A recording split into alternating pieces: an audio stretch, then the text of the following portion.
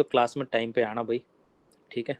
दूसरा शेड्यूल मैं तुम्हें बता दूंगा अभी क्या करना है कैसे नहीं करना है, उसका एक अप्रोच मैं तुम्हें दे दूंगा, ठीक है। उसके अकॉर्डिंग चलना है। तीसरी चीज़, क्लास के दौरान माइक मैं बोल दूंगा जब तक ओपन करने के लिए बोलूँ तभी आप ओपन करना, अन्यथा बिना काम में किसी के और के कानों में अपनी मधुर ध्वनि सुनाने का कष्ट ना करें। टू द पॉइंट चीज़ें चलने देते हैं, आपका भी समय ना बर्बाद हो और किसी और का भी ना हो, ठीक है। जब आपको डाउट में लेने होंगे मैं आपसे डाउट लूँगा तो आपको बोलने का मौका दूंगा मैं हर एक को उस हिसाब से। जब भी कोई डाउट होगा हैंड रेज करो आप।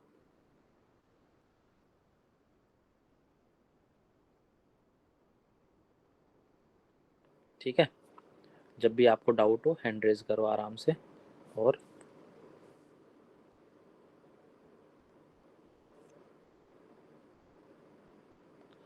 अरे मेला लगा हुआ है क्या भाई, जो टाइम दिया है उसके बाद आ रहे हो? जब टाइम दिया हुआ है पहले कि भाई इतने बजे आना तो उतने बजे आया करो, ठीक है। चौथी चीज़, जब भी आपको इश्यू हो हैंड रेज करो आप, ठीक है। या फिर डाउट हो तो आप पूछ सकते हो अपने अकॉर्डिंग।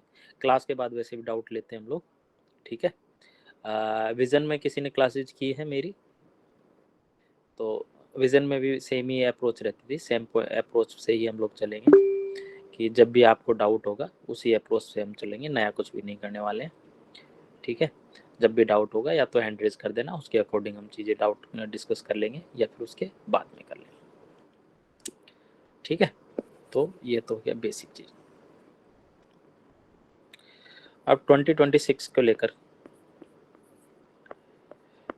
कितने लोगों को तैयारी का ABCD नहीं पता अभी? कोई ऐसा है जिसको अभी कुछ नहीं पता? सर मैं तो एकदम पहली बार ही UPSC के उसमें आया हूँ, और है कोई एक दो? ठीक है, कुछ एक चीज़ है ना, पहले मैं बता देता हूँ। एक तो इसको लेकर थी, एक क्लासेस में कैमरा हमेशा ऑन रखना है भाई और माइक ऑफ रखना है। अगर कैमरा ऑफ है तो आपको मैं कभी भी क्लास से सेशन से रिमूव कर सकता हूँ। उसका रीज़न ये कि मैं ये मान के चल रहा हूँ कि आप क्लास में एक्टिव नहीं हो, आप सो रहे हो, आप क्लास बस गाने सुनने के लिए ले रहे हो। तो ना तो मैं यहाँ भाषण देने के लिए आया हूँ ना मेरा कोई ऐसा पर्पज़ है। मेरा पर्पज़ है कि आप लोगों का सिलेक्शन हो और थोड़ा बेनिफिट मिले सब लोगों को। और अब बोलोगे कि सर ये फ्री में क्यों ले रहे हो क्लासेस, आप पैसे भी ले सकते थे, विजन में अच्छा खासा पैसा मिल रहा था। तो मैं ऑलरेडी सर्विस में हूँ अभी, तो रीज़न ये है कि मुझे लगता है कि पैसे बहुत ले लिए कोचिंग वालों ने, तो कुछ फ्री में भी दे दूँ। कोचिंग वालों की बुराई करने का मन है नहीं मेरा अभी। बाकी आप लोगों का जन्नत की हकीकत से मालूम है आप लोगों को। तो सवाल ये है कि अब पैसा सरकार दे ही रही है तो ये कम्युनिटी सर्विस में जो मुझे नहीं मिला वो मैं देना चाह रहा हूँ। आई होप कि, मुझे नहीं पता कितना दे पाऊँगा, कितना तुम लोग उसको बेनिफिट ले पाओगे, कितने लोग सेलेक्ट हो पाओगे मुझे नहीं पता।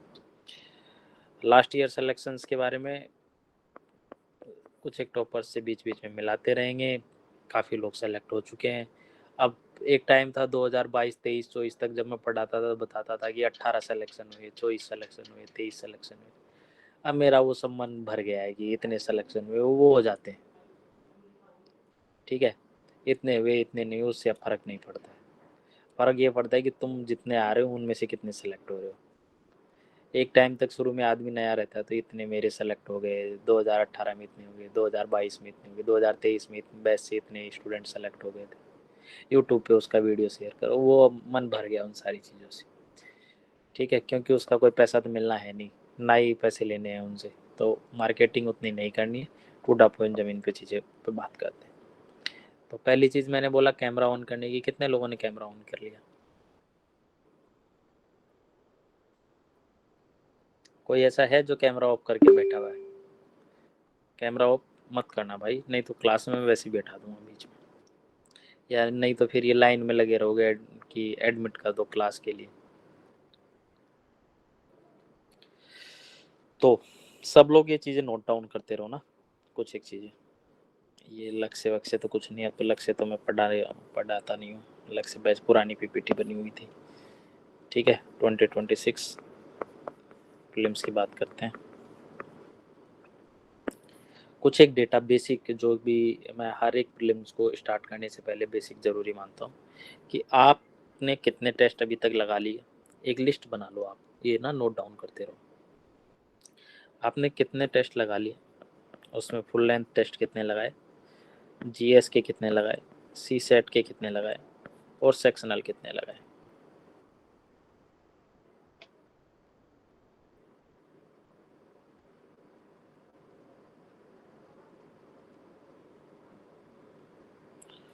अरे भाई ये टाइम पे आ जाया करो क्लास में।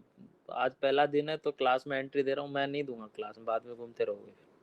ठीक है, तो फाउंडेशन को सॉरी फुल लेंथ कितने लगाए हैं आपने।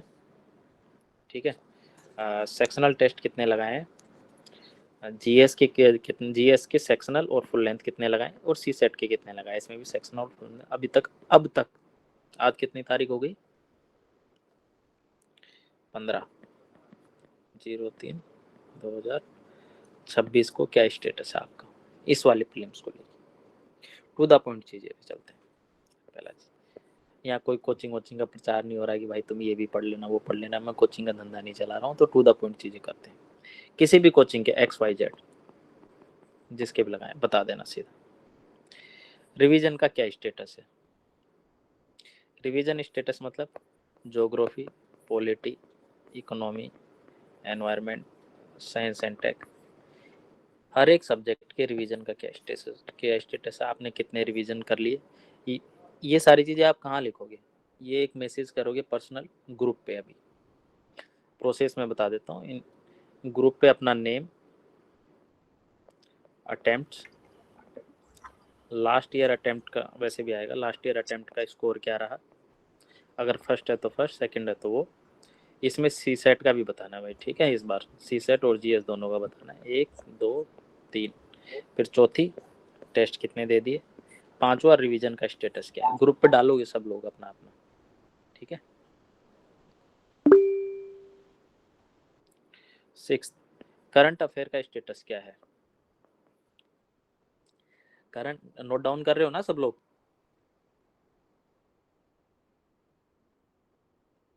हाँ, करंट अफेयर का स्टेटस क्या है, कहाँ से आप पढ़ रहे हो, PT 365 पढ़ रहे हो या XYZ कोचिंग इंस्टीट्यूट का, जिसका भी पढ़ रहे हो उसका भी आप डेटा उसमें नोट डाउन करो। ठीक। PYQ, previous year question, UPSC only मैं बात कर रहा हूँ बस, स्पेशली प्रीलिम्स के। इनका स्टेटस क्या है, आपने कितने रिवीजन किए हैं, आपके पास कौन सा सोर्स है और कैसे रिवाइज कर रहे हो। ठीक है, पढ़े हैं कि नहीं पढ़े हैं उसका स्टेटस। PYQ हो गया, करंट अफेयर हो गया। तीसरी अगली चीज, कितने घंटे पढ़ रहे हो अभी डेली।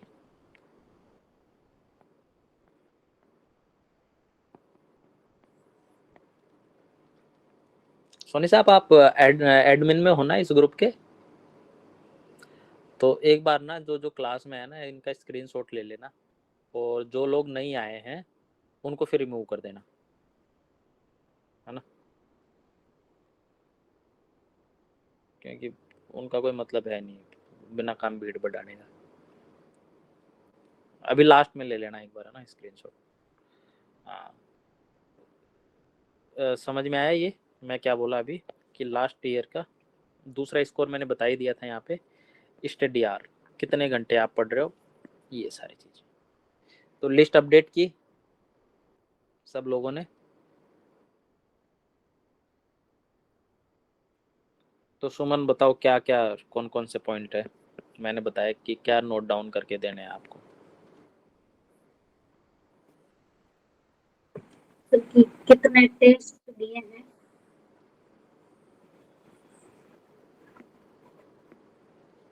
पहली चीज, टेस्ट कितने दिए हैं, क्योंकि रिवीजन का स्टेटस क्या है। टेस्ट, उसके बाद स्टडी आवर कितने हैं, तीसरी चीज क्या है, रिवीजन का स्टेटस कौन से रिवीजन का सब्जेक्ट क्या की। है, करंट तो अफेयर्स का सोर्स और स्टेटस। करंट अफेयर क्या है, पांचवा, PYQ PYQ क्या है? 6th study our. Study our. उसके अलावा नाम और अटेम्प्ट्स कितने दे चुके हो, और लास्ट अटेम्प्ट का स्कोर। इसको बताने में कोई शर्म नहीं होनी चाहिए। आप सीसेट में फेल हुए तो भी मुझे कोई दिक्कत नहीं है, आप जीएस में फेल हुए तो भी कोई दिक्कत नहीं है, आपके 30 नंबर आ रहे हैं तो भी कोई दिक्कत नहीं है, आपके 98 आ रहे हैं तो भी कोई दिक्कत नहीं है। इससे किसी को कोई फर्क नहीं पड़ता। ठीक है, तो फर्क किस चीज़ से पड़ता है? फर्क पड़ता है कि आप इस अटेम्प्ट को कितना स्ट्रेटेजिकली ले रहे हो और कितना टू द पॉइंट काम कर रहे हो, ये मैटर करता है। अभी एक डाउट आ रहा था, वैसे ही ले रहा हूँ, मतलब इसलिए नहीं ले रहा हूँ कि मुझे बताना है। तो एक किसी का डाउट आ रहा था कि अभी सर मेरा एग्ज़ाम हुआ है और मेरे पास 70 दिन है, तो क्या ये पर्याप्त दिन है क्या पीटी पास करने के लिए? तो मैं तुम्हें क्लियर कर दूं, मुझे लगता है कि 70 डेज अप्रोक्स 70 दिन बच रहे होंगे ना अभी, इतने बच रहे होंगे। तो एक दो दिन कम बच रहे होंगे, एक दो ऊपर नीचे हो जाएगा।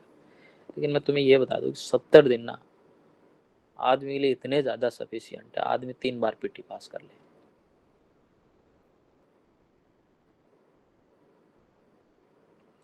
क्यों? तो अभी मैं उसकी पहले लेके जाता हूँ कि क्यों मैं ये बोल रहा हूँ। अगर बात करें एग्जाम की, प्रीलिम्स की,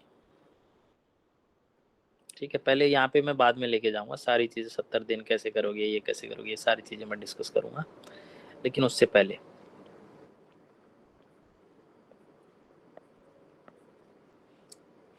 पहली चीज़ डिस्कस करते हैं कि ये एग्ज़ाम आप बोल रहे हो कि सर 15-20 दिन, 15 days, 18 days, 10 days more than sufficient है इस एग्ज़ाम के लिए। ऐसा क्यों? हमारा तो पीटी पास नहीं हो रहा। ये आपको लगता तो होगा ना कि कुछ लोग हैं जो बार बार एग्ज़ाम पास कर रहे, बिना पढ़े एग्ज़ाम पास कर ले रहे हैं। अभी तो क्या है, सिस्टम थोड़ा बदल गया है। पहले सिस्टम क्या रहता था कि जैसे आज रिजल्ट आया ना, तो उसके 3 दिन बाद प्रीलिम्स आ रहता था। 2018-19 की बात कर रहा हूँ मैं, ठीक है। तो तब क्या करते थे, जैसे आज इंटरव्यू, 5 दिन पहले इंटरव्यू था, लास्ट दिन इंटरव्यू था, फिर उसके बाद इंटरव्यू खत्म हुआ, रिजल्ट आया 1 दिन पहले। अब आदमी हो गया फेल और उसको फिर से पीटी देनी है, और वो इस पीटी में भी पास हो गया।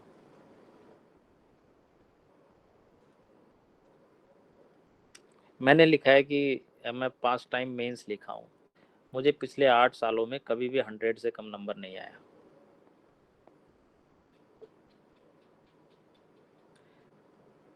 लास्ट ईयर मैं क्लासेस ले रहा था, अगर तुम्हें कुछ एक यहाँ पे होंगे तो मैं तुम्हें शेयर करूँगा मेरी मार्कशीट। मेरे को 102 मार्क्स, 102.66, जबकि इनको पता है कि मैं किस ट्रेनिंग में था और मैं कुछ नहीं पढ़ता था, बिल्कुल भी नहीं पढ़ पाता था। मतलब उस रिग्रेस ट्रेनिंग में जिसमें आपको 1 घंटा भी पढ़ना, क्या नींद लेना मुश्किल होता है, उसमें आप लोग बिना पढ़े पास कर रहे हो, 102 मार्क्स ला रहे हो, बिना करंट अफेयर पढ़े, बिना कुछ पढ़े। तो ये भी तो पॉसिबल होता है लोगों के लिए। तो ये कैसे पॉसिबल है, सवाल ये है।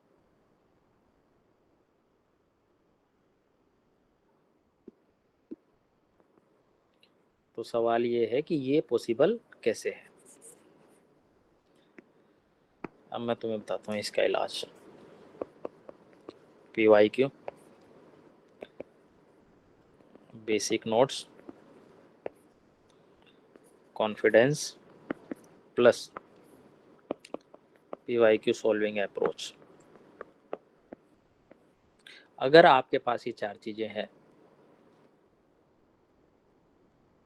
मैं लिख के दे रहा हूँ, आपको पता भी नहीं चलेगा कि आपका एग्जाम कैसे पास हो गया। आपको ये 70 चीजें, इधर का नोट्स पढ़ो, उसकी क्लासेस लो, इसकी क्लासेस पढ़ लो, मैं लिख के दे रहा हूँ, उनसे कोई फायदा नहीं होने वाला। इसका नया कंटेंट आया है, बहुत अच्छा है, इसको पढ़ लो, इसको पढ़ने से पास नहीं होता है आदमी। आदमी पास होता है अपने कॉन्फिडेंस से, अगर उसे पता हो कि कैसा पेपर आता है और पेपर में मुझे क्या करना है, अगर ये सिचुएशन बनती है तो मैं क्या करूँगा। तो इसके लिए पहले ज़रूरी है प्लानिंग।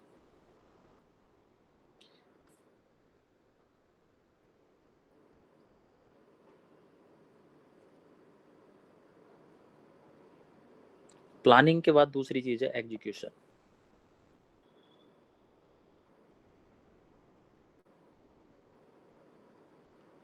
उस प्लानिंग का एग्जीक्यूशन, और प्लानिंग होनी चाहिए स्मार्ट।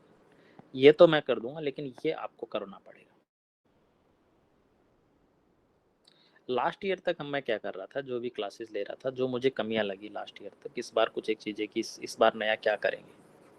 सवाल ये है, तो इस बार तुम लोगों की मुश्किलें थोड़ी सी बढ़ने वाली सेशंस के दौरान। रीज़न ये रहेगा कि इस बार मैंने कुछ चीज़ें, अलग सी चीज़ें बदल रहा हूँ। पैटर्न, क्लासेस का पैटर्न मैं बता देता हूँ। पहले चलेगी, जैसे आज सैटरडे नाइट को चलेगी फुल क्लास। इसमें मैं कराऊंगा PYQ प्रॉपर, उस सब्जेक्ट के जितने भी हैं, ठीक है। उसके बाद होती है संडे। संडे को हम करेंगे क्या, जो नेक्स्ट सब्जेक्ट है उसकी अप्रोच, और उसमें अगर मुझे लगेगा कि ये टॉपिक पढ़ लेना चाहिए, ये नहीं पढ़ना चाहिए, वो बताऊंगा। उसके अलावा उसके करंट अफेयर के जो इंपॉर्टेंट टॉपिक चल रहे हैं, जहाँ से भी आप पढ़ रहे हो, PT मेंस 365 जो भी है आपका, जो भी कंटेंट है, वो आप ग्रुप पे डाल देना। उसमें मैं सेलेक्ट कर दूंगा कि आपको ये पढ़ने की ज़रूरत है और ये पढ़ने की ज़रूरत नहीं है।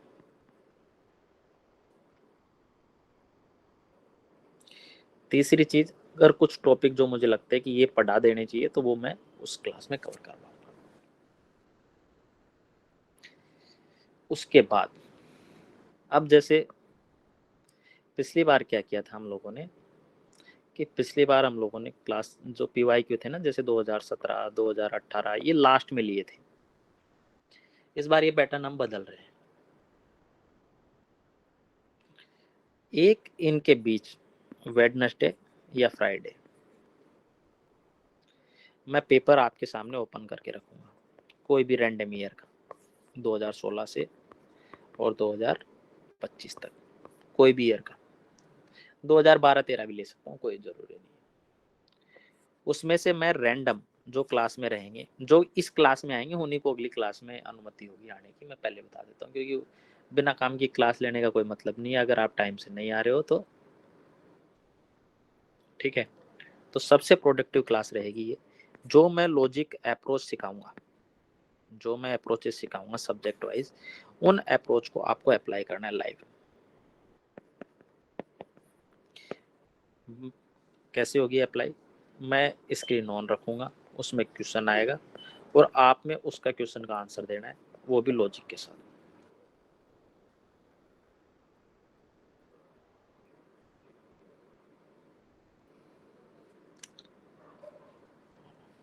देखो यार, जो लोग लेट आ रहे हैं, मैंने कल शाम को आपको बता दिया था कि इतने बजे से क्लास होगी, है ना।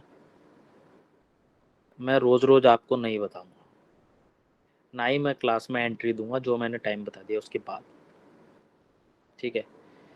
जो क्लास में नहीं आ रहे उनको मैं मतलब ग्रुप में रहने का भी क्यों परेशान हो रहे हो, आप अपना अपना देखो, जिसको जहाँ पढ़ना वो पढ़ो। मैं ऐसा मैंडेटरी नहीं है कि आप यहीं से सीखो, मेरा काम है उन लोगों को सिखाना जो विलिंग है और जिनको पास होना है, ठीक है। इस मामले में मैं थोड़ा सा स्ट्रिक्ट हूँ। जितने भी बैच में रहे हैं वो उनको बारे में पता है मेरे बारे में, तो प्लीज़ इसको इंश्योर रखिए, जो टाइम दिया है उस पर आए। कुछ एक बेसिक इंस्ट्रक्शंस, जैसे कैमरा ऑन रखना है, माइक ऑफ रखना है, ठीक है। ये बेसिक चीज़ें तो इनको आपको अनुपालन करना ही पड़ेगा। मैं सबको देख रहा हूँ, अभी मेरे सामने एक स्क्रीन चल रही है, उसमें मैं खुद की भी देख रहा हूँ, कौन कौन क्लास में बैठा है वो भी मैं देख रहा हूँ, कौन कितना एक्टिवली सुन रहा है वो भी देख रहा हूँ। सो प्लीज़ ये सारी चीज़ें अनुपालन करें। तो क्लासेस अप्रोच समझ में आई, क्लासेस कैसे रहेगी। 3 क्लासेस अप्रोक्स हम वीक में लेंगे, ठीक है। शेड्यूल मैं आज दे दूंगा कि आपको कैसे करना है। जैसे अभी मैं बता देता हूँ कि मंडे नहीं, ट्यूसडे को क्लास होगी। कल तो किसी एक फेयरवेल है हमारे किसी का, ट्यूसडे को क्लास होगी। उसमें मैं एंशिएंट, मिडाइवल और मॉडर्न, इन तीनों को कैसे प्रिपेयर करना है, इसका आर्ट कल्चर का करंट अफेयर आया होगा, उसको मैं बता दूंगा कि उसमें क्या करना है क्या नहीं करना, वो सारी चीज़ें मैं बता दूंगा। उनको आपको करना है, वो परसों मैं आपको साथ डिस्कस कर दूंगा, ठीक है। आपको कैसे करना है क्या करना है वो सारी चीज़ें मैं बता दूंगा। उसके बाद नेक्स्ट सैटरडे को इसके जितने भी PYQ है आप कर लेंगे, इसके जितने भी आपके नोट्स है वो आप रिवाइज कर लेंगे वीकली बेसिस पे। बस इतना ही टारगेट दूंगा कि संडे तक आपको PYQ कंप्लीट करने। उसके बाद मैं आपको PYQ करवाऊंगा अप्रोच के साथ और जो मुझे टॉपिक लगेंगे उनके साथ, ठीक है। आपके कुछ डाउट होंगे तो वो ले लेंगे। फिर मंडे से, फिर संडे से हमारा दूसरा सब्जेक्ट प्रिपेयर करेंगे।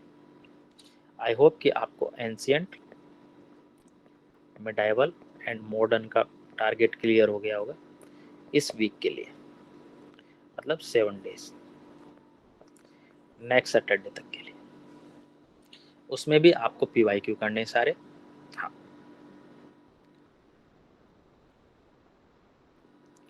हाँ, कुछ समझने में दिक्कत आ रही है? मैं जो समझा रहा हूँ एकदम चीजें समझ में आ रही है इजी वे में?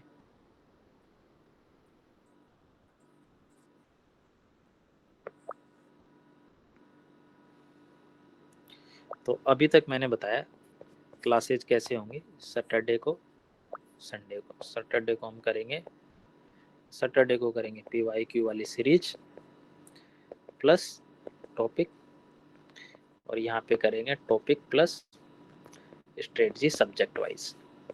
आई होप कि ये आपको इतना क्लियर होगा। क्लियर है भाई? अरे गर्दन हिला सकते हो, मुझे दिख रहे हो तुम, ठीक है। पहली चीज क्लियर हो गई। दूसरी चीज, अभी डाउट्स पे लूंगा मैं सारी चीजें ना। पहले ये सारी चीजें क्लासेज का सिस्टम समझ में आ गया आप लोगों को, कैसे क्लासेज करनी है, ठीक है। सब्जेक्ट मैं आपको बता देता हूँ कैसे चलेगा हमारा सीक्वेंस। सबसे पहले हिस्ट्री चलेगा, उसके बाद पॉलिटी चलेगा, उसके बाद ज्योग्राफी चलेगा, उसके बाद इकोनॉमी चलेगा, उसके बाद एनवायरनमेंट एंड साइंस टेक चलेगा। करंट अफेयर इनका इनके साथ इंक्लूड है। तो 1 वीक, 2 वीक, 3 वीक, 4 वीक, 1 2 3 और 4 वीक, आगे आने वाले 4 वीक में, और ये 5वां वीक। तो 5 वीक मतलब 32 से 35 डेज में आपका करंट अफेयर प्लस बेसिक एक रिवीजन कंप्लीट हो जाएगा मेरे अकॉर्डिंग। आई होप कि ऐसे चलने में आपको दिक्कत नहीं होगी।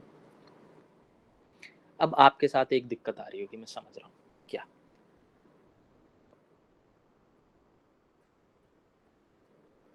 नोट कर लिया ना सब लोगों ने क्या कैसे करना है सब्जेक्ट का? एक दिक्कत आ रही होगी, सर हमने कर रखी है टेस्ट सीरीज ज्वाइन, और उसके टेस्ट का सब्जेक्ट अलग है और आप जो शेड्यूल है वो आपका अलग है। तो इसमें आप ऐसे कर सकते हो कि जो भी टेस्ट सब्जेक्ट है उसको बिना पढ़े दो आराम से, कोई दिक्कत नहीं है। तुम्हें डर लगेगा, पर ये फियर को आउट करने में सबसे बड़ी चीज है, तो ये कर ही लेना। दूसरा डाउट ये रहेगा कि सर हमने पहले से शेड्यूल बना रखा है, तो उस शेड्यूल के अकॉर्डिंग चलते रहो। 10% 20% टाइम दोगे तो भी आपके PYQ तो आराम से इस टाइम में रिवाइज हो ही जाएंगे, और जो मैं टॉपिक बताऊंगा इंपॉर्टेंट उनको इसके साथ रिवाइज करते रहना।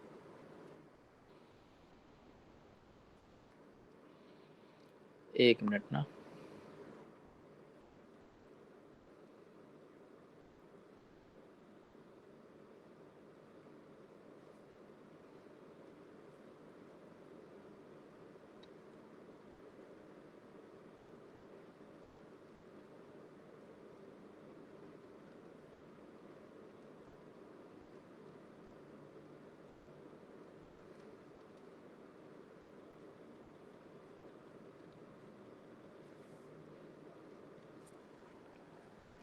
ठीक है, तो यहाँ तक की कहानी में कोई दिक्कत, किसी को कोई डाउट, क्या करने वाले हैं, कैसे करने वाले हैं?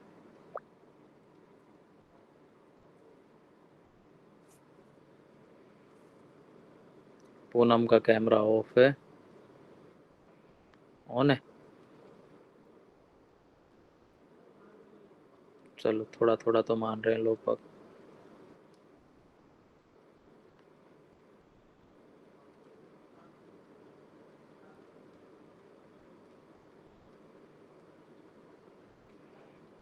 ये जिनका कैमरा ऑफ है ना, इनका इलाज कर दूंगा मैं, या तो ऑन करना शुरू कर दूं, रोज रोज नहीं बोलूंगा। Hello sir. हाँ भाई। सर मैं थोड़ा गांव में हूँ तो वहाँ नेटवर्क इशू है तो इसीलिए मेरा कैमरा ऑफ है। ठीक,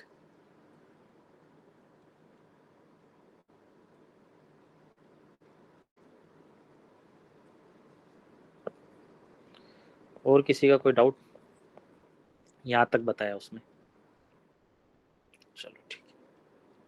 आई होप कि तुम्हें प्रोग्राम को लेकर कोई डाउट नहीं होगा, कैसे चीज़ें होने वाली है उसको लेकर कोई डाउट नहीं होगा। ठीक है, अब बात करते हैं। अब इस सेशन में, ये सेशन ना आज कंप्लीट नहीं होगा बेसिक वाला, एक्चुअली ये बेसिक सेशन होंगे, कम से कम एक सेशन और होगा। इसमें अगले सेशन में मैं बताऊंगा कि क्वेश्चन पेपर सोल्व करने की अप्रोच और टेस्ट सीरीज को सोल्व करने की अप्रोच वगैरह, वो सारी चीज़ें मैं डिस्कस करूंगा। लेकिन उससे पहले अभी बेसिक देखते हैं कितना हो सकता है। हाँ मैसेज कर दो भाई, कांट स्पीक तो मैसेज कर दो।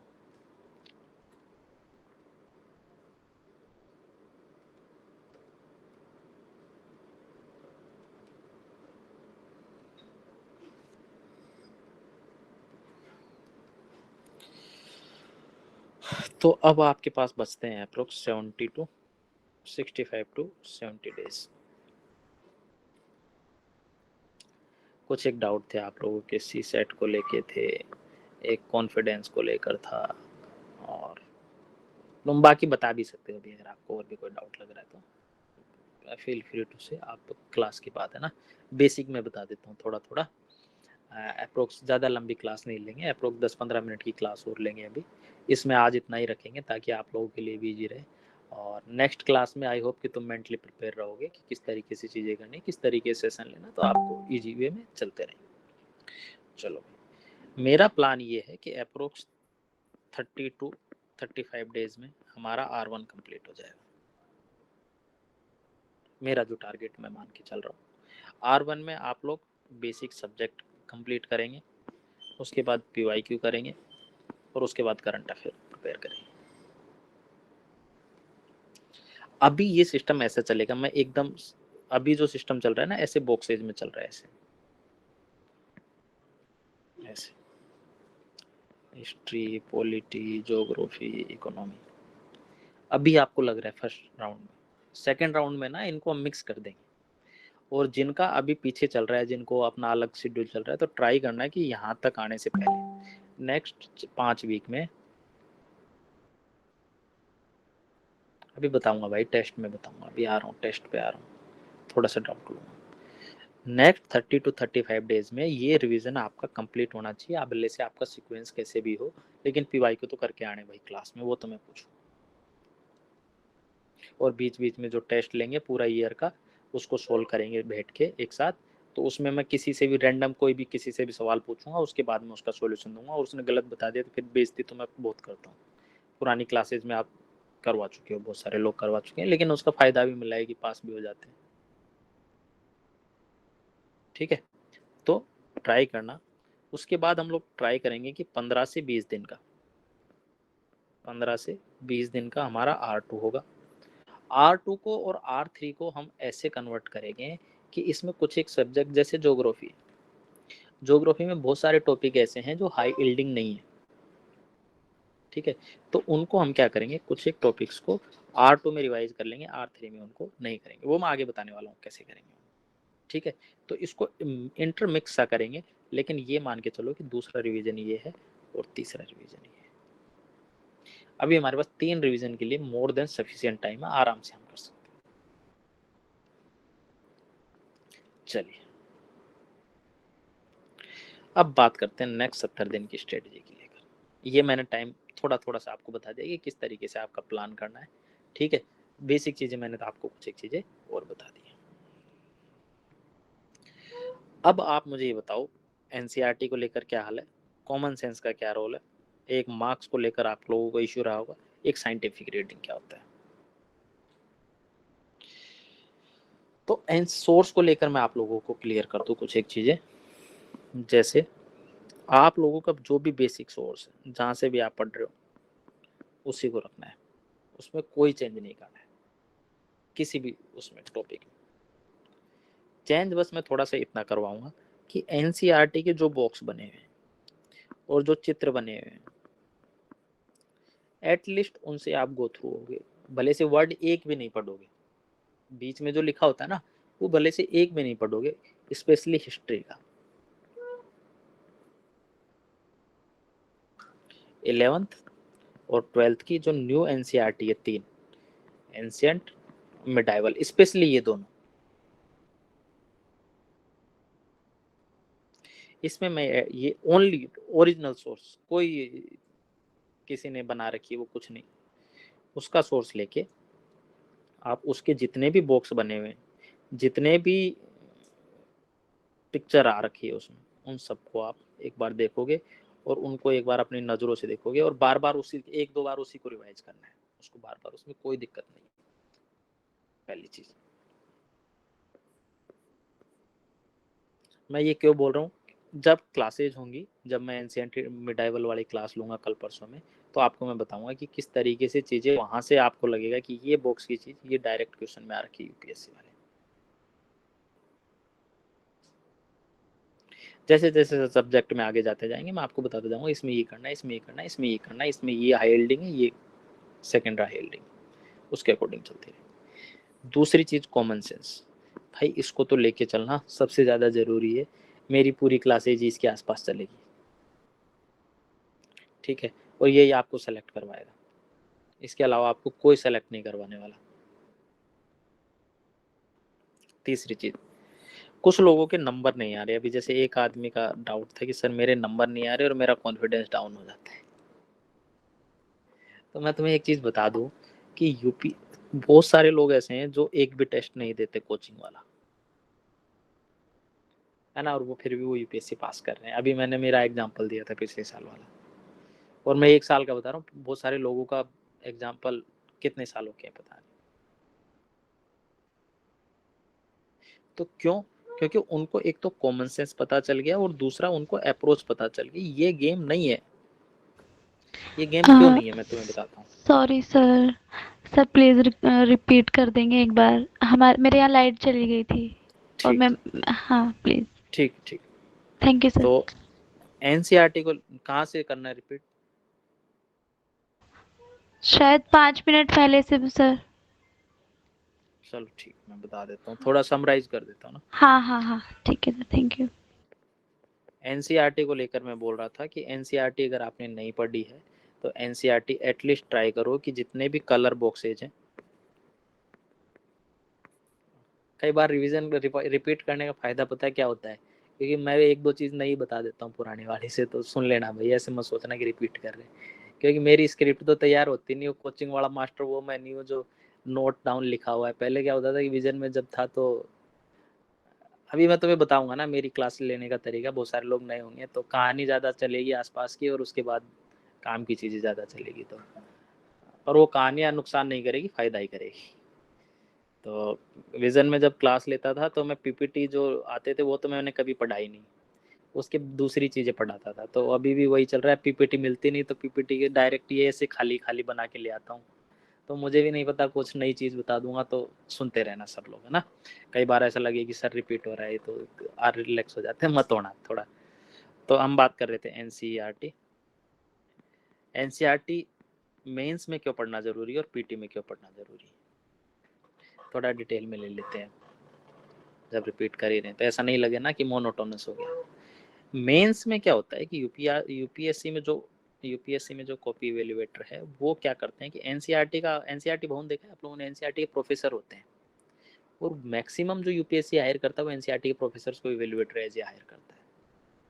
तो अगर कोई सेम चीज जो क्लासेज में चल रही है, जो वो पढ़ा रहा है, जो रेगुलर उन पे R&D कर रहा है, और उसको सेम लैंग्वेज मिलती है, तो वो उसको मार्क्स अवार्ड तो ज्यादा करता है। ये बेसिक फैक्ट है, ये 100% सोर्सेज जितने भी टॉपर देख लेना सब एनसीईआरटी बोलेंगे। दूसरी चीज क्यों है कि एनसीईआरटी की लैंग्वेज ना बहुत ईजी है, और जिसका पढ़ने का मन नहीं करता वो एक बार वो एनसीईआरटी से गो थ्रू होता है ना, स्टार्टिंग करता है, तो उसको थोड़ा इंटरेस्ट आने लगता है, मजा आने लगता है उस लैंग्वेज, वो अपने आप फ्लो बनाती रहती है। तो जिनको स्टडी में ऐसे लगता है कि मेरे को टाइम हो गया, कंटिन्यूटी नहीं बन रही, तो एनसीईआरटी से स्टार्ट करो, उसको हाईलाइट करके उससे स्टार्ट करो, तो वो एक रिदम बना देती है। तीसरी चीज प्रीलिम्स में तो एक फैक्ट है कि जो बॉक्स बने हुए हैं और जो चित्र हैं,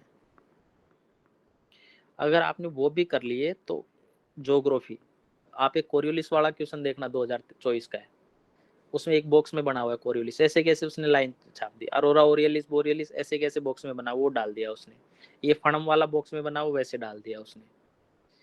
तो बहुत सारी चीजें ऐसी है, बहुत सारी चीजें ऐसी है जो आपको बॉक्सेज में मिलेंगी और जो चित्रों में मिलेंगी वो आपको जीटीस यूपीएससी में मिल जाएगी। इसलिए एनसीईआरटी स्पेशली फोकस करना। मैं बताता जाऊंगा कौन सा सब्जेक्ट, जैसे जैसे सब्जेक्ट आते रहेंगे, जैसे एंशिएंट मिडाइवल का है तो एंशिएंट मिडाइवल की 11th और 12th वाली एनसीईआरटी मस्ट है, मतलब उनके चित्र देखना एटलीस्ट, आप पढ़ोगे नहीं तो। दूसरा कॉमन सेंस और मार्क्स को लेके मैं बात कर रहा था, तो कॉमन सेंस को मैंने बताया कि कॉमन सेंस बहुत जरूरी है। बहुत सारे ऐसे लोग हैं जो 2 दिन 1 दिन बिना पढ़े भी जाते हैं और आराम से पास करके आते हैं। क्यों? क्योंकि उनको अप्रोच पता है यूपीएससी किस तरीके से क्वेश्चन घुमाती है, क्या गलत कराती है, और क्या इस सवाल में ऐसी चीज है जहाँ पे वो गलत करा देगी। आपको ये पता होना चाहिए, आपका दिमाग ये नहीं होना चाहिए कि मेरे को ये सही करना है, नहीं, आपका टारगेट ये होना चाहिए क्वेश्चन सोल्व करते टाइम कि क्या ऐसी चीज है इस सब्जेक्ट के। मेरा दिमाग आपकी, मतलब मेरा दिमाग कैसे प्रोसेस करता है, मैं आपको हर एक सवाल में बताऊंगा। अभी जैसे पॉलिटी का सवाल, मुझे पता है माइन्यूट चेंज करेगा, संसद की जगह लोकसभा लिख देगा, लोकसभा की जगह संसद लिख देगा, ऐसे चेंज करेगा। जैसे हिस्ट्री में जाऊंगा, हिस्ट्री में ऐसे फैक्ट डाल देगा, ये इसके समकालीन था, उसको एक टाइमलाइन को दूसरी बढ़ा देगा, दूसरी को दूसरी दे देगा। ज्योग्राफी में क्या करेगा, 30 डिग्री 60 डिग्री नॉर्थ कर देगा, नॉर्थ साउथ नहीं लिखेगा, ओनली नॉर्थ लिख देगा। तो ऐसे माइन्यूट चेंज गलत कराता है। डेटा फैक्ट देगा तो उसमें चेंज कर देगा कुछ, तो एक अलग पैटर्न है। वो आपको पैटर्न में हर एक सब्जेक्ट के साथ बताता जाऊंगा कि क्या ऐसा पैटर्न है, वो मैं आपको बताता जाऊंगा कि इस सब्जेक्ट में ये चलता है, इसमें ये चलता है। तो जैसे ही मैं पेपर देखता हूँ, अच्छा हिस्ट्री का क्वेश्चन में, अच्छा क्या एंशिएंट मिडाइवल में क्या अप्रोच है, पहले देखता हूँ नॉलेज से, अगर हो रहा है ठीक है, फिर मैं जाता हूँ, अभी अप्रोच बताऊंगा XYZ किस तरीके से क्वेश्चन, एकदम टू द पॉइंट साइंटिफिक तरीके से।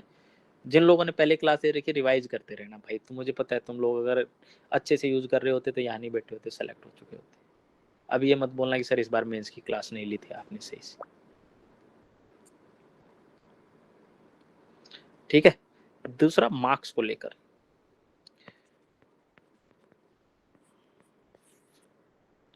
मार्क्स को लेकर एक बड़ा इशू है कि सर मेरे इतने नंबर आ रहे हैं, इससे ज्यादा नहीं बढ़ पा रहे हैं और मेरे को कॉन्फिडेंस नहीं आ रहा है, ये बड़ा इशू।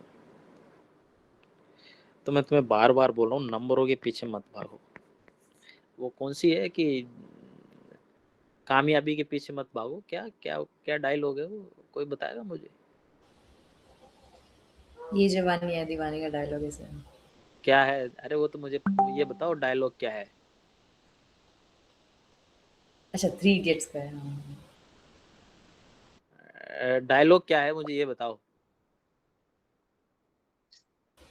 सक्सेस के पीछे मत भागो, कामयाब बनो, कामयाबी झक मार के पीछे आएगी। ना ना ना ना ना, ना कुछ और है यार, तुमने सही नहीं पकड़ा। वो एक्सीलेंस को लेकर है सर। हाँ तो एक्सीलेंस के पीछे भागो। एक्सीलेंस के पीछे भागो, ठीक है भाई। तो वही वाली एक बात है कि एक्सीलेंस कैसे आएगा, उसके प्रोसेस को तो समझो पहले। ये मशीन क्या होती है उसकी परिभाषा तो वो उसको भी पता है, सबको पता है कि ये LIM लक्ष्मीकांत रट के आ जाएगा, एंसेंट रट के आ जाएगा, मिडावल रट के आ जाएगा, उसको नहीं चाहिए वो। उसको चाहिए कि ये चेन कैसे काम करती है ऊपर नीचे, तो ये भी मशीन तो हुई ना, वही वाला कंसेप्ट। दिमाग खुला रखो, टू द पॉइंट, जो एग्जाम में आ रखा है उस पे सोचो, आप जो पढ़ के आए उसको भूल जाओ। इसीलिए मैंने अभी आपको एक चीज बताई कि बिना पढ़े टेस्ट दे के आओ। पॉलिटी का पढ़ रहे थे, इकोनॉमी पढ़ते रहो, पॉलिटी का टेस्ट दे के आ जाओ, और इसमें दिमाग लगाओ कि ये क्वेश्चन गलत कैसे हो सकता है या सही क्वेश्चन सही कैसे हो सकता है। वो मैं अभी सारी चीजें बताऊंगा आपको। तो मार्क्स और कॉमन सेंस इन क्लासेस में ही मैं डिस्कस करूंगा। साइंटिफिक रीडिंग के बारे में अब हम थोड़ा जान लेते हैं। जान लें, अभी टाइम है ना तुम लोगों के पास, ज्यादा तो ऐसा तो नहीं कि ज्यादा पक गए हो।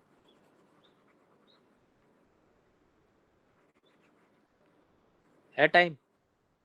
अरे गर्दन तो हिला दो।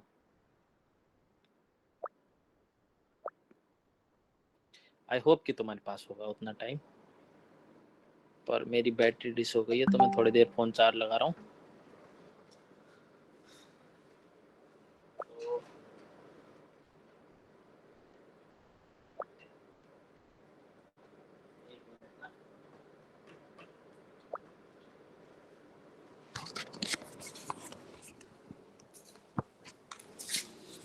आई होप की आवाज तो आई रही होगी तुम लोगों के पास, आ रही है ना?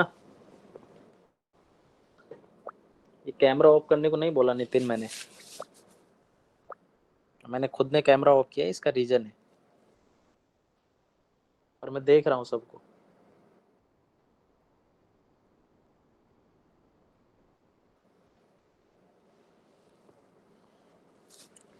तो साइंटिफिक रीडिंग की बात करते हैं। सबसे पहले आई होप कि जो पुराने बैच वाले स्टूडेंट हैं उनको ये पता है, जो लोग नए हैं एटलीस्ट इसको थोड़ा सा प्रॉपर वे में ले लेना। 70 दिन एटलीस्ट इसी तरीके से पढ़ना। जो आपका फर्स्ट रिवीजन, ठीक है, तो 70 डेज है, उसको कैसे लेना है, उसमें आपको फर्स्ट जो रिवीजन है उसमें देखो बहुत जरूरी है, बहुत इसको बहुत साइंटिफिक लेना। कैसे कि एक काम करना, अब डेली जैसे आज कल मुझे ये भी बताओगे, आपने वो 7 पॉइंट थे उनके साथ 8वां पॉइंट ये हो रहा है। आप क्या करना कि अभी जैसे एंसेंट और मिडाइवल पढ़ने वाले हो, हर एक सब्जेक्ट के एक पेज को पढ़ने की स्पीड आपकी अलग अलग होगी। हिस्ट्री की अलग होगी, पॉलिटी की अलग होगी, इकोनॉमी की अलग होगी। ऐसा क्यों? ये डिपेंड करता है आपका उस सब्जेक्ट में इंटरेस्ट कैसा है। आई होप कि आप लोगों ने इससे पहले ये सारी चीजें सोची होगी, अगर नहीं सोची है तो पहली बार सोच लेना। तो आपको सबसे पहले एक टाइमर लगाना है फोन में, मोबाइल सबके पास है, और एकदम शांत हो जाना है पूरा प्रॉपर वे में, और ट्राई करना कि 1 आवर में 1 घंटा पूरा टाइमर लगा के उस सब्जेक्ट को पढ़ना, जो भी आपको लगता है उसका, और उसमें देखना कि कितनी स्पीड आ रही है आपकी। ठीक, तो वो तो आपकी हो गई उस स्पीड की, पर पेज पर आवर पढ़ने की स्पीड। फिर उससे आप अनुमान, जैसे 1 घंटे में 10 पेज पढ़े मैंने, पूरे सब्जेक्ट में पेज है, बुक में 400 पेज, ठीक है, तो कितना टाइम लग जाएगा मुझे? 40 घंटे अप्रोक्स। तो 40 घंटे पे लगा दिए। ये फर्स्ट एजम्पशन है किसी सब्जेक्ट को स्टार्ट करने से पहले। फिर मैंने उस सब्जेक्ट को पढ़ना शुरू किया। अब जैसे मैं बात करता हूँ, अब जैसे मैंने पढ़ा, पॉलिटी पढ़ रहे हैं, प्रस्तावना वाला चैप्टर पढ़ा, टाइमर लगाया, स्टार्ट किया, 9:10 से पढ़ना स्टार्ट किया, और 9:20 तक कितना मिनट लगा मेरे को? 10 मिनट उस पेज के ऊपर लिख दो। फिर पढ़ा फंडामेंटल राइट, फिर उसमें टाइमर लगाओ, 15 मिनट आ गया। फिर फंडामेंटल ड्यूटी आ गया, फिर 10 मिनट आ गया। फिर ऐसे पूरे टोटल आपके बुक के कितना टाइम लगा, ऐसे काउंट करते जाना। इस टाइम से मैच करना कितना चेंज आ रहा है। ये आपका था, कितना लगना चाहिए था अगर आप 100% कंसंट्रेशन से पढ़ते, और ये वो टाइम है जो आपको लगा है। इस टाइम को आप टोटल काउंट करके उसके मेन पेज पे लिख देना। जब नेक्स्ट टाइम आप रिवीजन करोगे तो आपको ये पता होना चाहिए, भाई मेरे को 16 घंटे पॉलिटी को पढ़ने में लगता है, तो मुझे 16 घंटे के हिसाब से मेरे नेक्स्ट 15 दिन प्लान करने हैं, ताकि आपको ये जो लास्ट में लगता है ना कि यार ये भी नहीं पढ़ा, ये भी नहीं पढ़ा, इसको ऐसे प्लान कर लेता तो ठीक हो जाता, ये ऐसे हो जाता तो ठीक होता, वो वाली प्रॉब्लम सोल्व हो जाएगी। आई होप कि रीडिंग स्पीड टेस्ट आप लोग समझ गए। कोई डाउट है इस वाली चीज में किसी को? मैंने क्या बताया, किसी से पूछ सकता हूँ? कोई ऐसा है जो जिसको डाउट है कि रीडिंग स्पीड टेस्ट क्या होता है और मुझे क्या करना है? आई होप कि आप कर लोगे। सारे सब्जेक्ट के ऊपर आपको ये लिखा होगा। अब मैं ये पूछ रहा हूँ, ये क्यों लिखा होगा, इस पे बात। लास्ट में क्या होगा कि मैंने बताया आपको 15 दिन आपके पास बचेंगे। मेन दिक्कत यहाँ पे क्या होती है कि आदमी पैनिक हो जाता है और उसको पता नहीं चलता कि कौन सा सब्जेक्ट कैसे पढ़ना है। और मैं लिख के दे रहा हूँ कि जो भी प्रीलिम्स फेल हुआ है, जितने भी लोग आप लोग फेल हुए हो, आपने एक ने भी इसको 100% अप्लाई नहीं किया। मैं लिख के दे रहा हूँ, अगर आपने इसको 100% अप्लाई किया था तो आप फेल कर ही नहीं सकते प्रीलिम्स। तो कोई ऐसा है जिसने अप्लाई किया और फेल हो गया? ओल्ड स्टूडेंट जो भी है, मैं चैलेंज कर रहा हूँ उसको। रीजन पता है क्या है इसका? रीजन ये कि अगर आप ऐसा करते हो तो आपको ये 15 दिन की फ्रेम ना आपका दिमाग बना लेगा। आपका दिमाग फ्रेम बना लेगा और आपका दिमाग को पता रहेगा कि मुझे 15 दिन में, 10 दिन में, 5 दिन में कैसे रिवीजन करना है और कौन कौन से सब्जेक्ट कैसे प्रायोरिटी पे दूंगा। आप ऐसे नहीं पढ़ोगे फिर हिस्ट्री आज पढ़ लिया, पॉलिटी आज पढ़ लिया, इकोनॉमिक 3 दिन में, ज्योग्राफी 3 दिन में, ऐसे नहीं पढ़ोगे। मैं ऐसे पढ़ने को बोलूंगा ही नहीं लास्ट में। क्योंकि इससे क्या होगा कि जैसे आज हिस्ट्री पढ़ लिया और 15 दिन बाद एग्जाम है तो आपकी हिस्ट्री साफ हो चुकी है यहाँ तक। ऐसे ही इतने परिश्रम में लास्ट में हम क्या करेंगे कि मुझे 15 पता है कि 14 घंटे मुझे हिस्ट्री में लगता है, 15 घंटे मुझे पॉलिटी में चलता है, 16 घंटे मुझे इकोनॉमी में लगता है। एक हाइपोथेटिकल मैं क्या करूंगा कि 3 घंटे आज हिस्ट्री पढ़ूंगा, 2 घंटे पॉलिटी पढ़ूंगा और 3 घंटे इकोनॉमी पढ़ूंगा। फिर 3 दिन, फिर 3 दिन, 3 दिन में मेरा एक रिवीजन खत्म 3 सब्जेक्ट का। यहाँ पे कोई भूलने वाली चीज लास्ट तक नहीं जाएगी।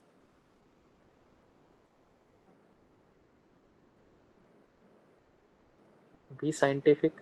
आई होप कि तुम समझोगे ये सारी चीजें। तो 5 मिनट का ब्रेक ले लो तुम, ठीक है? पानी वानी पी लो, ठीक है? और उसके बाद फिर नेक्स्ट वाले सेशन में शुरू करेंगे थोड़ी देर। तो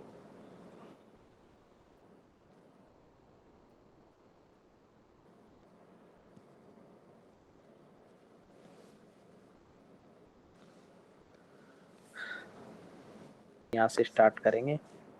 उसके बाद अच्छा ये है हड़प्पा, अंतराल के बाद ये हुआ, ये हुआ, ये हुआ। अच्छा ठीक है, पढ़ते रहो। अब जैसे ये बॉक्स ना, अब जैसे फोलियार्गी क्या होता है, ठीक है? ये तुम्हें पता होना चाहिए। अभी ये कहाँ मिला था, तुम्हें इसके बारे में पता होना चाहिए। अशोक का देखो, आरामाइक यूनानी लिपि, खरोष्टी लिपि, ये आ गया, ठीक है? ये वन ऑफ द इम्पोर्टेंट, इससे यूपीएससी ने पता नहीं कितनी बार सवाल पूछे। देखो ये गिरनार पूछ चुका है, यहाँ से ये लोरिया नंदनगढ़ पूछ चुका है। ये पूछता है कि यहाँ पे कौन सा स्तंभ था, ये इम्पोर्टेंट है, ठीक है? फिर उसके बाद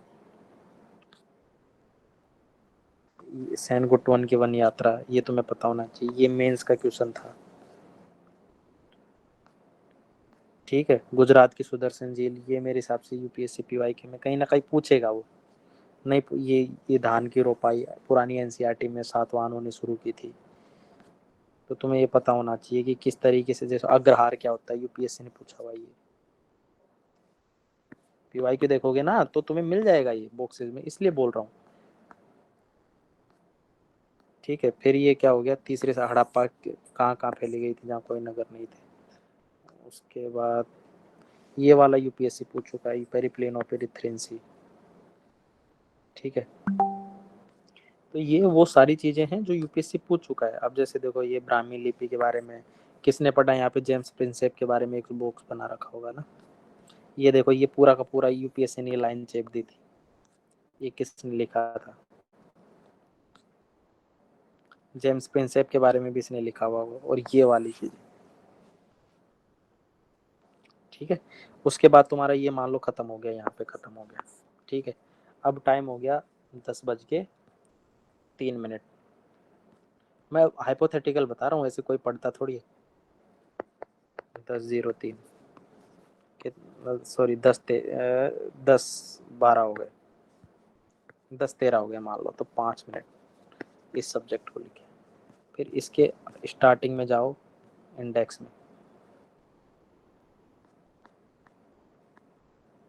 यहाँ पे मेन पेज पे तुम्हें पता होना चाहिए कि टोटल टाइम क्या था, कितना लगा तुम्हें। मान लो 3 घंटे लगते हैं तुम्हें, तो यहाँ पे लिख दो 3 घंटे। अब तुम्हें और कुछ एक एग्जांपल दे देता हूँ एनसीईआरटी के। देखो ये यूपीएससी में सीएपीएफ में पूछा है ये डायरेक्ट, ये देख लेना। अब अगली बार ये चीज देख लेना, मांडा कौन सी नदी पे, चेनाब पे। हड़प्पा कौन सी नदी पे, रावी नदी पे। मैच द फॉलोइंग करवा देगा, मिक्स मैच कर देगा। मोहनजोदड़ो कौन सी पे, सिंधु नदी पे। नागेश्वर कहाँ है, यहाँ है। तो तुम्हें पता होना चाहिए। उसमें पूछ लेगा सैगोरा इसमें से सिंधु घाटी सभ्यता के थे ही नहीं थी, बेसिक चीजें पूछ लेता है। अब देखो ये उसने यूपीएससी में पूछा है, ये वाली फोटो कहाँ पे, ये मेरे हिसाब से 2023 में पूछा है, ये 2024 में पूछा है कि कहाँ ये सारी चीजें नहरों से सिंचाई होती थी। तो बहुत बेसिक चीजें हैं, इनको करते रहना, तुम्हें पता चल जाएगा कि कहाँ से चीजें आ रही है और कहाँ से नहीं आ रही है। एटलीस्ट ये करते रहना। आई होप कि रीडिंग स्पीड और एनसीईआरटी का इंपॉर्टेंस मैंने दोनों तुम्हें लाइव एग्जांपल से बता दिया। सोर्स फिक्स कर लो भाई, और टाइम काउंट तुम्हें यहाँ से पता चल गया।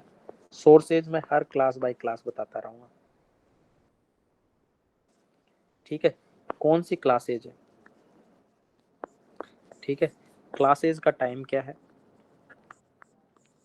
ये तुम्हें पता होना चाहिए।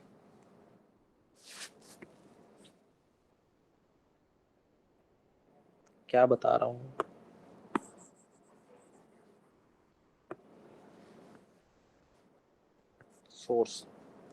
Source like history, like polity.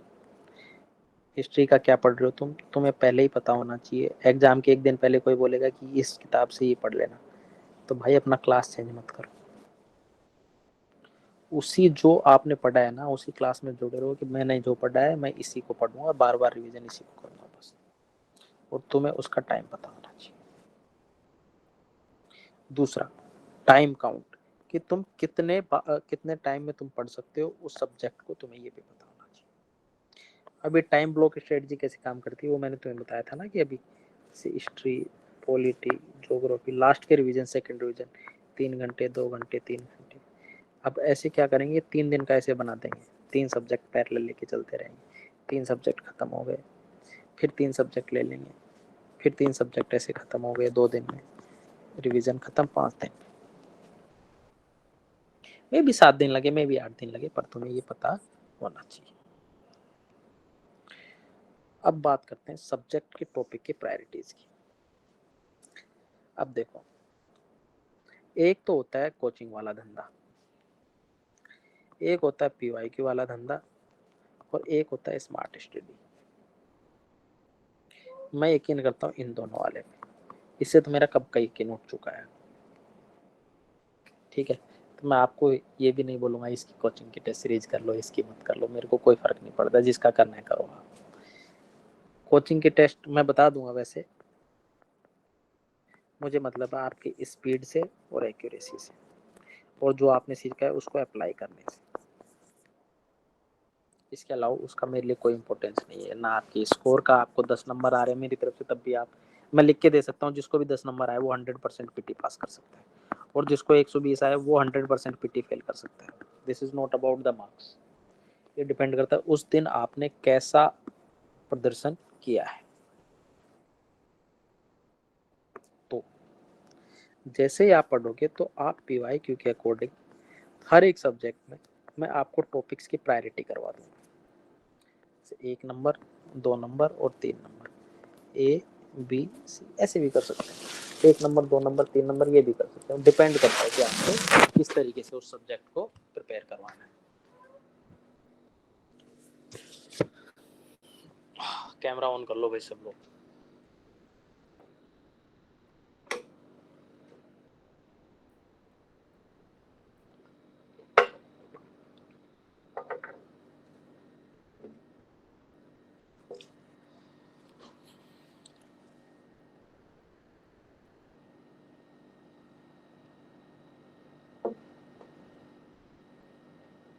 ये तो मैं, मेरे पीछे बैकग्राउंड में कलाकृतियां दिख रही है क्या, बांस की? अच्छा, बिहार से कितने लोग हैं तुम लोगों में से?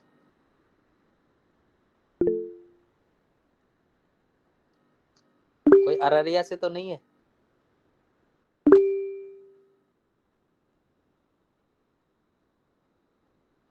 कोई नहीं है ना अररिया से?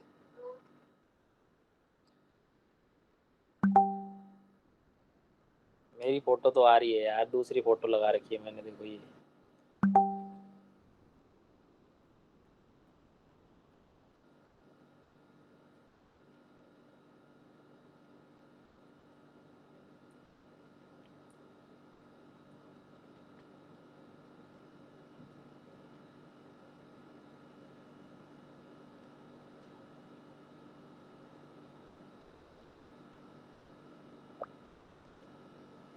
ठीक है, दूसरे में दिख रहा है, दूसरा कैमरा ऑन किया हुआ है मैंने दूसरे फोन से। अच्छा उसमें आएगा तो। अच्छा अब आ गया। हाँ ये आ गया ना, देख स्क्रीन पे ले आया मैं खुद को। तो कोई अररिया से तो नहीं है इधर?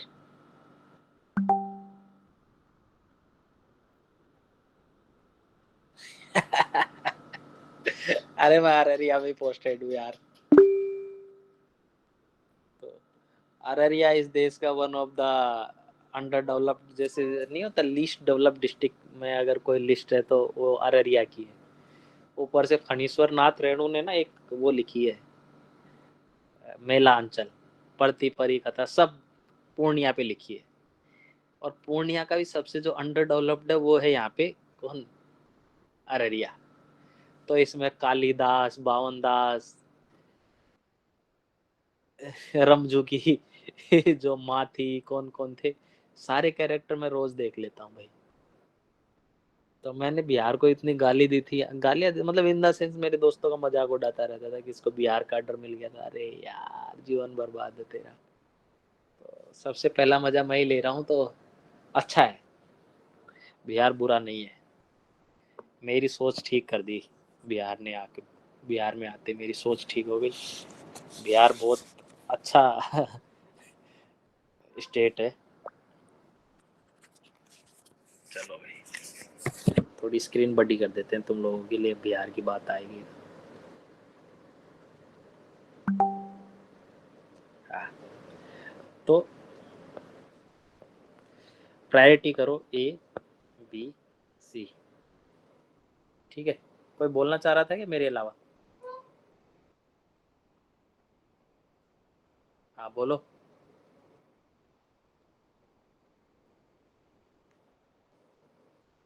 कोई नहीं बोलना चाह रहा ना? हाँ ठीक है, तो ए बी सी या 1 2 3। ए टॉपिक वो रखो जो बार बार आ रहे हैं, जैसे एंसेंट और मिडाइवल की बात करें तो यूनेस्को की हेरिटेज साइट अशोक। वैसे अशोक ऐसे लिखता है यूपीएससी, सॉरी एनसीईआरटी। तीसरा मौर्य प्लस गुप्त का समाज।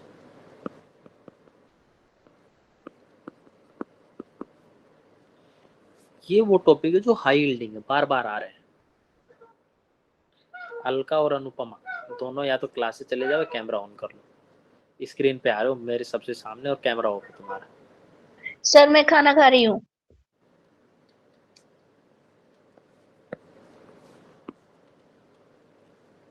ठीक है, अब ऐसे कोई बोल देता है मैं खाना खा रही हूँ, तो ऐसे तो बोल नहीं सकता खाना खाना बंद कर दो। ठीक है,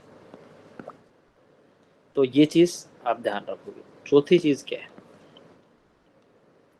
अब इसी में देखो दूसरा टॉपिक क्या रहेगा।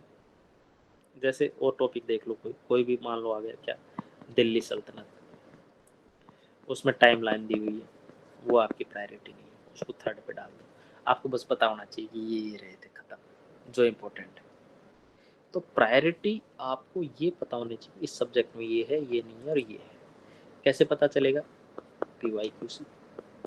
कैसे पता चलेगा? PYQ के डिटेल्ड मॉडल आंसर्स।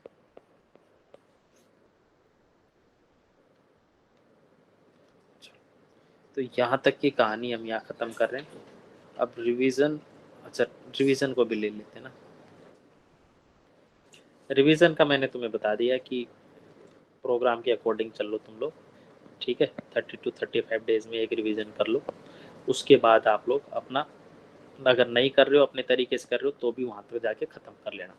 मेरे को तो चाहिए PYQ, इसके साथ प्रोग्राम के साथ मैं PYQ करवाऊँगा, तो तुम्हें वो आने चाहिए, उसके पीछे का लॉजिक आना चाहिए, बस मेरा और कोई टारगेट नहीं है, तुम्हें वो आनी चाहिए। साथ ही साथ यहाँ तक सिलेबस कंप्लीट होना चाहिए। मैं ये नहीं सुनूंगा कि मेरा हुआ नहीं हुआ। मेरे हिसाब से तुम्हारे पास 70 दिन इतने ज़्यादा सफिशियंट है कि तुम्हें अगर आज से भी पढ़ना शुरू कर रहे हो बचपन से पहली बार, तो तुम्हारा PT कम से कम 2 बार पास हो सकता है, एक बार तो बहुत छोटी चीज़ है। तीसरा रिवीजन स्ट्रेटजी, रिवर्स स्ट्रेटजी क्या है कि बाद में वो सेकेंड राउंड में हम लोग करते रहेंगे, जैसे मैं बताता जाऊँगा। अभी तो तुम 30 to 35 डेज का प्लान मोटा मोटा समझ लो कि ये करना है। अब कुछ एक सोर्स को लेकर क्लियर कर दो। PYQ वाली बुक भाई सब ले लेना। पहली चीज़ दृष्टि की किसी के पास है चलेगा। दूसरी चीज़ क्या नाम है, धर्मेंद्र जाखड़ उसकी है, वो भी चलेगा। तीसरी चीज़ नेक्स्ट IAS की, वो भी चलेगी। चौथा विजन IAS के R&D वाले हैं, वो भी चलेगा। इसके अलावा जो भी है उस सोर्स को हटा देना और इनमें से एक चीज़ आप खरीद लेना जो भी आपको सबसे अच्छी लगे, ठीक है। PYQ वाली बुक। दूसरी रही CSAT की। सर मेरे पास PW एंड दृष्टि IAS दोनों की है, कौन सी प्रेफर करूँ? दृष्टि की कर लो, ठीक है, दृष्टि वाली ज़्यादा डिटेल्ड है। कुछ एक आंसर गलत है, उनको मैं यहाँ पे क्लास में वैसे भी करवाऊंगा, तो वो ठीक कर लेना वहाँ जाके। मैंने बोल दिया ना, इनमें से कोई भी एक हो वो अपना लेना, अगर नहीं है तो आप खरीद लेना। कौन सी खरीदे सर, आपको सबसे अच्छी कौन सी लगती है? मेरे को नेक्स्ट IAS की सबसे अच्छी लग रही है अभी, नेक्स्ट IAS और दृष्टि IAS की भी ठीक है, नो डाउट, उसमें कोई बुराई नहीं है। विजन IAS की भी तुम डाउनलोड करके, जो लोग दिल्ली में दूर है वो विजन IAS के R&D वाले में जाओ और वो डाउनलोड कर लो। ऐसे कुछ PYQ मिलेंगे, देखो ये वाले जैसे एंसेंट में डाइवल किए हैं।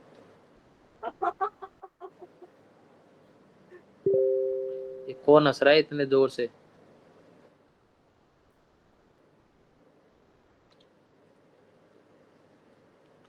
ठीक है, आई होप कि तुम कर लोगे। चलो, CSAT की लेकर बात कर रहा था मैं। सोर्स एक CSAT का और बता दो, फिर उसके बाद नेक्स्ट वाले में टेस्ट वाला डिस्कस कर लेंगे।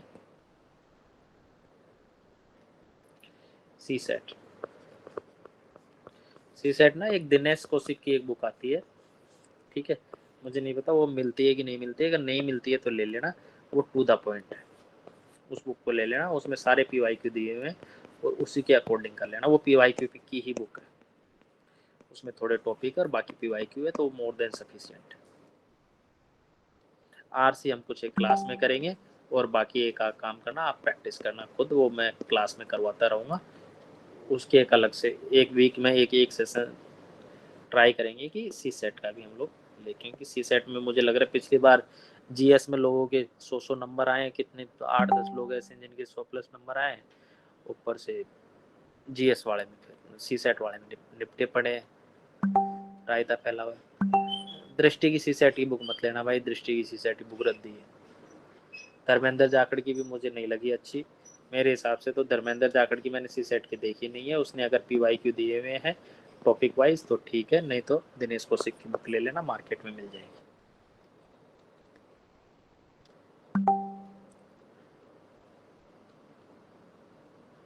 भाई मैंने नाम लिख दिए, इनके अलावा जो भी है सारे फर्जी है।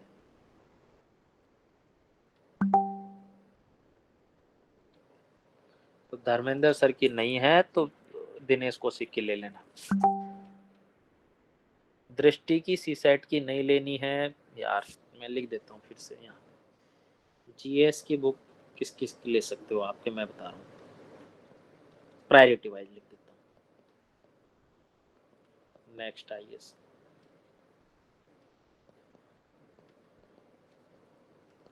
दृष्टि IAS, vision IAS, Dharmendra Jakhar, और कौन बताया था मैंने? 4 ही बताया था मैंने। इन 4 के अलावा अगर आपके पास जीएस की कोई पीवाईक्यू वाली बुक है तो उसको आप अपने पास रखे रहने दे, उसको रद्दी में बेचे, वो आपका मतलब है। दिशा की है, किसी की भी है, वो आपको मैं सजेस्ट नहीं करूँगा। मेरे अकॉर्डिंग इन 4 में पीवाईक्यू के डिटेल्ड सॉल्यूशन है, तो आप इन चारों में से कोई सी भी ले लेना। ये तो फ्री ऑफ कॉस्ट विजन की साइट पे है, तो उनका निकाल के प्रिंट निकलवा लेना, कुछ नहीं तो 10 साल की, उसमें और नोट डाउन करते रहना। तो जीएस का क्लियर, किसी को डाउट? अब सी सेट को लेकर 2 किताब है मेरी तरफ से। तो एक दिनेश कौशिक की जो मुझे बुक अच्छी लगी बस, उसके अलावा मुझे कोई भी बुक ठीक नहीं लगी, ना दृष्टि की, ना धर्मेंद्र जाखड़ की, ना किसी XYZ की, क्योंकि वो किताब मेरे को मिली नहीं। ये बुक अच्छी इसलिए लगी क्योंकि इसमें एक तो पीवाई के दिए हुए हैं, इसमें एरर कम है। एक वो उसकी ओर आती है मधुकर कोटवे की, वो तो लेना ही मत भाई, उसमें तो बहुत गलतियां हैं। ठीक है, उसके तो आरसी एकदम फर्जी बना रखे हैं उसमें। और 1-2 कोचिंग वाले और न्यू विजन पता नहीं धंधा चला रखा है लोगों ने, तो उनके मतलब ना फेल और हो जाओगे।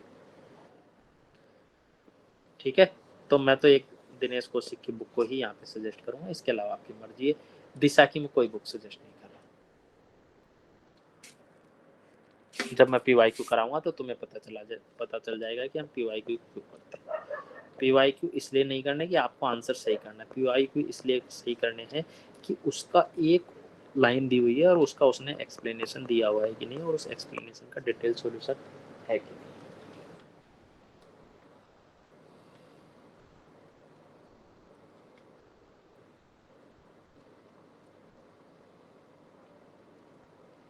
ठीक है,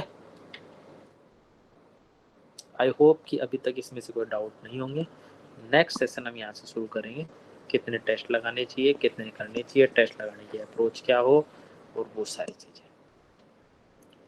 बेसिक क्लास हो चुकी है, अब आप जा सकते हैं, जिसको डाउट है पूछ सकते हैं, नहीं तो मिलते हैं मंगलवार को, ट्यूजडे। टाइमिंग में उसकी बता दूँगा। जो मैंने चीज़ें डाली है वो कोई भी पर्सन एक उसको नोट डाउन करके ग्रुप पे डाल देना, ताकि वो पॉइंट सब लोग उसमें मेंशन कर दें।